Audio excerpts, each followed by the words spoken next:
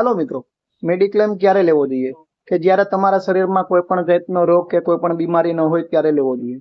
કારણ કે જ્યારે કોઈ મોટી બીમારી કે મોટો રોગ તમારા શરીરમાં આવી ગયો પછી કોઈ પણ કંપની તમને મેડિક્લેમ પોલિસી આપશે નહીં.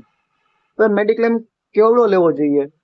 કે જ્યારે તમારે કોઈ પણ મોટી બીમારી કે કોઈ પણ રોગની સારવાર કરવાની થાય ત્યારે તમારા બચતમાંથી તમારા પૈસા બરબાદ ન થાય એટલો લેવો જોઈએ. હાલની તકે હાર્ટ એટેકમાં 4 થી 5 લાખનો ખર્ચો થાય છે. જોઈન્ટ રિપ્લેસમેન્ટમાં 5 થી 7 લાખનો ખર્ચો થાય છે. કોરોનામાં લોકોને 20 થી 25 લાખના ખર્ચા પણ થયેલા છે.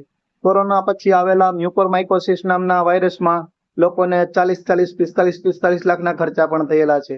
જો આવા સમયે તમારી પાસે 2 લાખ કે 3 લાખનો મેડિક્લેમ હશે તો એ મેડિક્લેમ કોઈ કામનો નથી.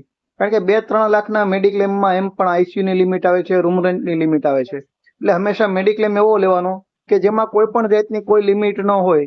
રૂમ રેન્ટની લિમિટ નહીં, આઈસીયુની લિમિટ નહીં, એવી કોઈ પણ જાતની લિમિટ ન હોય એવો મેડિક્લેમ લેવો જોઈએ. અને કોઈ પણ નવી બીમારી આવે કે નવા વાયરસ આવે ત્યારે એનો ખર્ચો કાંઈ નક્કી નથી હોતો. એટલે નવા બીમારી કે નવા વાયરસને ધ્યાનમાં લઈને તમારે પોતાની બચતમાંથી પૈસા બરબાદ ન કરવા પડે એટલો મેડિક્લેમ લેવો જોઈએ.